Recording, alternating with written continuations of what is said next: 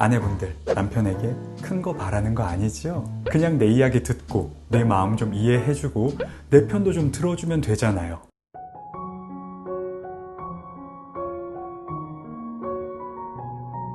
안녕하세요. 정신과 전문의 한승민입니다. 지금 이 영상을 보시는 분들 아마 거의 다 아내분들이실 거예요. 남편과 도저히 말이 안 통해서 힘든 아내들, 소통이 없는 감옥에 갇혀서 매일같이 바짝 말라가는 아내분들이시겠죠. 오늘 영상은 이러한 아내분들을 위해 준비한 게 아니에요. 이 영상을 보시고 말이 하나도 안 통하는 답답한 내 남편에게 보내드리라고 준비했습니다. 오늘 영상 끝까지 보시고 내가 이렇게 답답했노라고 자신 있게 남편께 영상 보내시기 바랍니다. 아니, 한 번쯤은 내가 하는 이야기를 좀 끝까지 들어주고 당신은 그랬구나, 이 한마디를 하는 게 그렇게나 어렵나? 이런 생각이 들잖아요.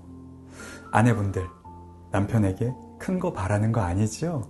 그냥 내 이야기 듣고 내 마음 좀 이해해주고 내 편도 좀 들어주면 되잖아요. 나는 남편에게 그냥 좀 공감받고 위로받고 싶은데 이게 참 안 되어서 많이 답답해요. 그러면 어떻게 돼요? 답답하고 내 이야기가 남편에게 닿지 않으니 목소리가 조금씩 커질 수밖에 없죠. 안 들으니까요. 그러다가 싸움으로 번지기도 하지요. 나는 내 이야기 좀 들어달라고 좋은 마음에서 출발했는데 말이에요. 오늘 영상에서는 아내들이 어째서 공감받기를 원하는지 차근차근 이해해 볼 거고요. 다음으로는 남편들이 왜 이를 이해하지 못하나 살펴볼 거예요. 마지막으로는 이 영상을 남편들께 보내드렸을 때 남편들이 어떻게 행동하면 좋을지 간단하지만 명료하게 알려드리는 내용까지 말씀드리겠습니다. 아내분들, 누군가와 문제가 생겼어요. 회사에서 동료가 기분 나쁘게 했거나 친구를 만났는데 막 나한테 이상한 소리를 하는 거예요. 기분이 상했죠. 그걸 나중에 남편에게 이야기했는데 남편이 뭐라고 그래요? 근데 그 사람도 그럴만 했네. 당신이 그렇게 말 안 했으면 그 사람도 그렇게 안 했겠지. 다음번에는 좀 이렇게 해봐봐. 당신 평소에도 나한테 그러잖아.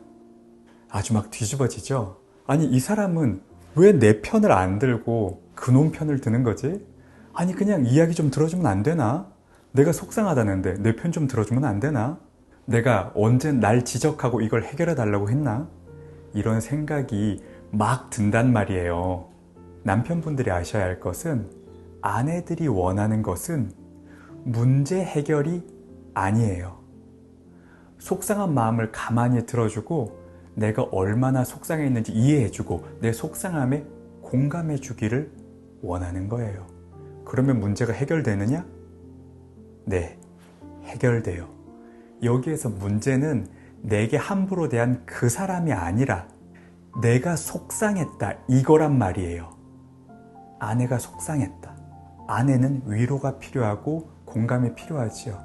그러면 그거를 해주면 됩니다. 정말 그거면 되나? 네, 다시 말씀드리지만 그거면 돼요. 정확한 방법은 영상 후반부에 보기 좋게 정리해 드릴게요. 자, 그러면 남편 편도 들어줘야지요. 어째서 남편은 내 감정에 공감도 못하고 감정을 서로 나누지도 않고 회피만 하는 걸까요? 그냥 그럴 거면 남편 혼자 살아야지.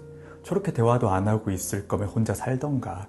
이런 생각을 조금만 내려놓고 남편을 한번 이해해 봅시다. 남성의 뇌는 여성의 뇌와 생각하는 구조가 조금은 달라요.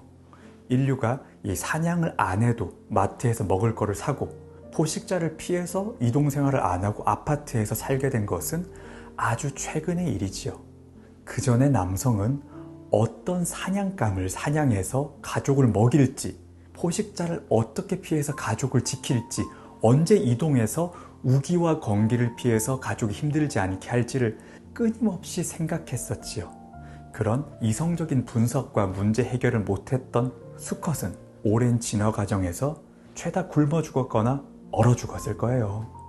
지금 여러분의 남편들은 오랜 진화 과정에서 문제 해결을 기가 막히게 잘했던 인류의 후손들이지요. 정서적인 공감과 이성적인 문제 해결은 좀 문과와 이과 같아서 한 사람이 죄다 충분히 가지기는 사실 좀 어려울 수 있어요. 그래서 아내분들에게 드리고 싶은 이야기는 남편이 감정에 공감하고 느긋하게 대화를 나누는 걸 그저 안 하려고 고집 피우는 게 아니라 참 못하는 영역이라는 걸 때때로 생각해 주자는 것이에요.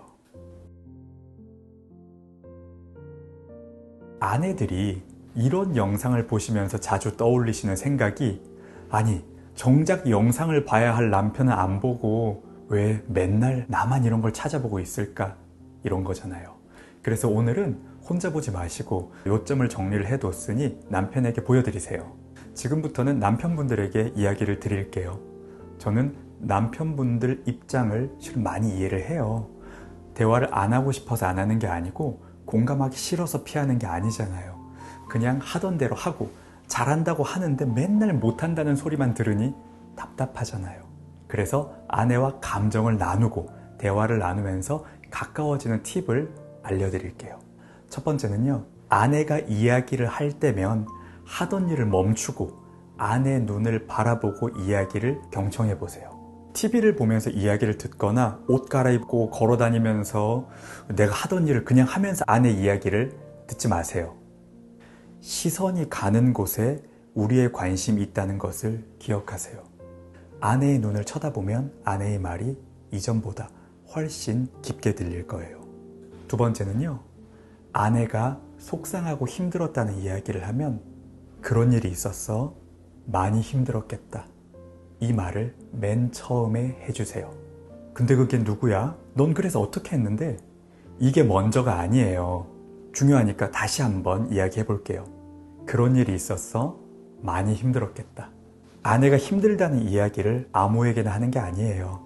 가장 믿을 만한 사람, 내 편이 되어줬으면 하는 사람에게 이야기를 하고 있다는 것을 절대 잊지 마세요. 어떤 일에 대해 의견을 주고 싶어서 근질근질 하다는 거 잘 알아요. 하지만 그것도 아내의 속상한 감정을 다 들은 이후에 말해야 의미가 있다는 것을 기억했으면 좋겠어요. 마지막으로 세 번째예요. 아내에게 고맙다는 말을 하루에 3번은 하세요. 돌아볼게요. 혹시 아내에게 고맙다는 말을 하루에 한 번도 안 한 날이 많지 않으세요? 의외로 많은 남편들이 고맙다는 말을 아내에게 안 해요.